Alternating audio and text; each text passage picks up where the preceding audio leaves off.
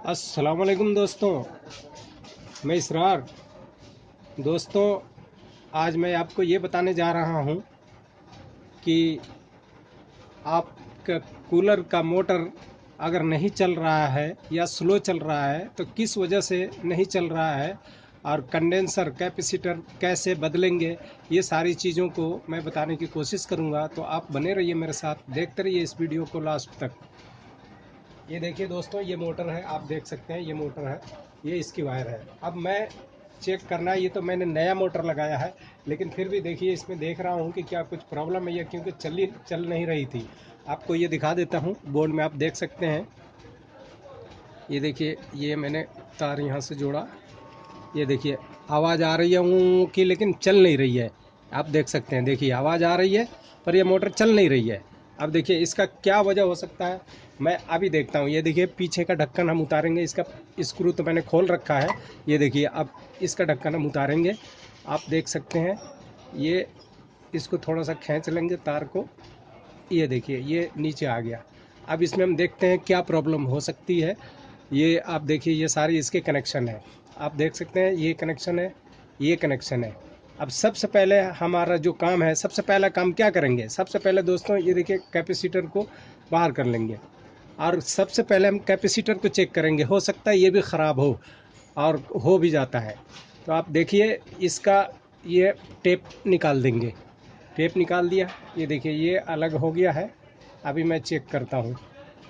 ये देखिए दूसरा, ये कैपेसिटर का जो दूसरा तार है, ये कैपेसिटर का दूसरा तार है, इसको भी मैं अलग कर लेता हूँ।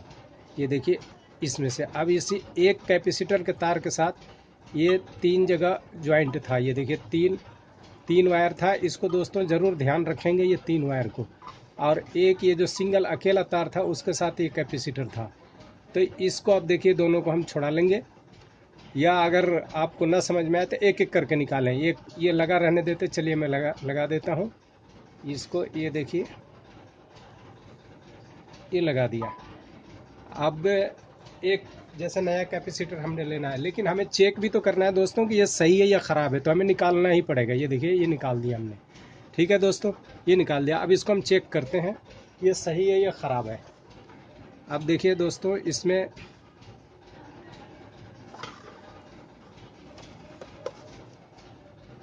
ये देखिए, ये देखिए ये कुछ भी नहीं बोल रहा है।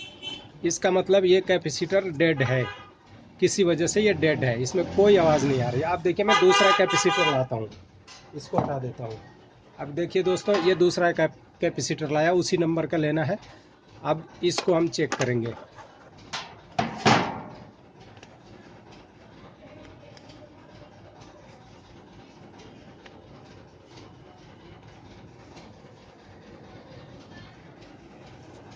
चलिए यहाँ से चेक करेंगे दोस्तों। ये देखिए, एक मिनट।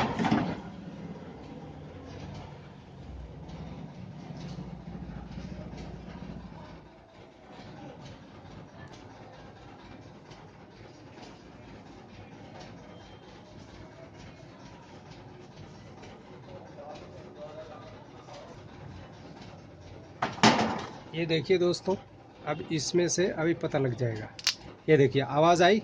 अब इसको आपस में हम टच करेंगे। ये देखिए, ये देखिए आवाज़ आई, इसका मतलब अब ये ठीक है।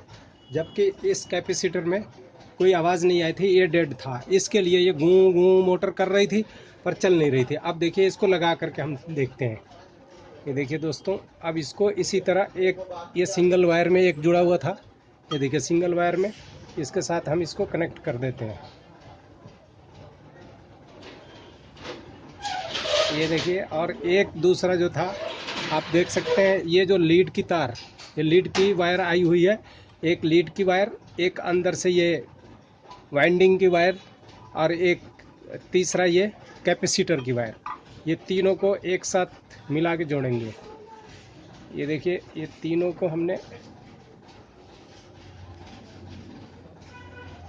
ये तीनों को कनेक्ट कर दिया दोस्तों। अब ये देखिए, अब इसको हम चेक कर लेते हैं ये चालू है या नहीं। लगाने से पहले हम चेक कर लेते हैं। इसको यहाँ टेम्पोररी बिठा देता हूँ।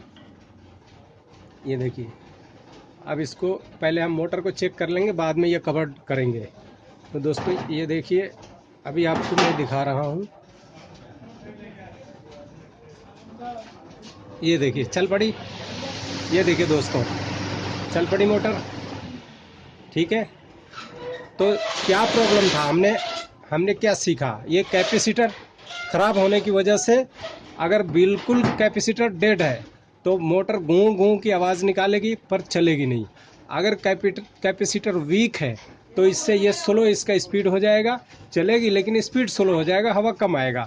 तो अक्सर कुछ दिन चलने के बाद, कुछ दिनों चलने के बाद में होता क्या है, ये वीक हो जाता है, सेल ये वीक हो जाता है। वीक होने से आपके मोटर की स्पीड कम हो जाती है। तो आप फ़ौरन जब मोटर की स्पीड कम हो जाए और कोई आवाज़ भी नहीं है, बेरिंग वगैरह का कोई आवाज़ नहीं है, तो आप फ़ौरन का ये पीछे से ढक्कन उतारें और कैपेसिटर खोलें और उसी नंबर का कैपेसिटर इसमें आप लगा दें। इससे आपकी मोटर बिल्कुल फिट उसी स्पीड में हो जाएगी। अब रहा सवाल, आपको ये समझ में आ रहा होगा कि कैपेसिटर की कौन सी तार हम किस में लगाएं। तो दोस्तों, ये कैपेसिटर की जो 2 वायर आप देख रहे हैं, ये किसी में भी कोई सा भी लगा सकते हैं आप। ये वाला वायर यहाँ भी जोड़ सकते हैं और ये वाला यहाँ जोड़ सकते हैं।